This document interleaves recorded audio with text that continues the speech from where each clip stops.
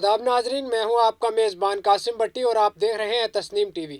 चलिए शुरुआत करते हैं बुलेटिन की कुछ खास खबरों के साथ। खबर कर्नाटका से है, जहां जमीयतुल उलमाए हिंद की जानिब से ऐलान कुर्दा रकम तालिबा के हवाले कर दी गई है।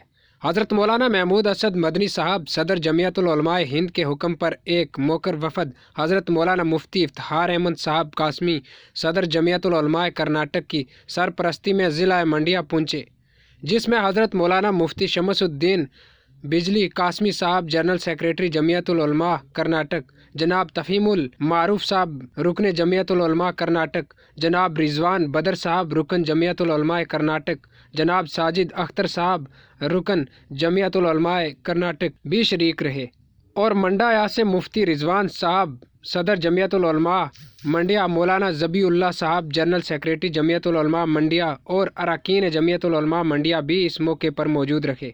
हज़रत मौलाना सैयद महमूद असद मदनी साहब सदर जमीयतुल उलमा हिंद के ऐलान कुर्दा 5 लाख की रकम आज शाम 5 बजे बज़रिया DD B.Com सेकेंड ईयर की तालिबा बीबी मुस्कान खान बिनते जनाब हुसैन खान साहब को दे दी गई है।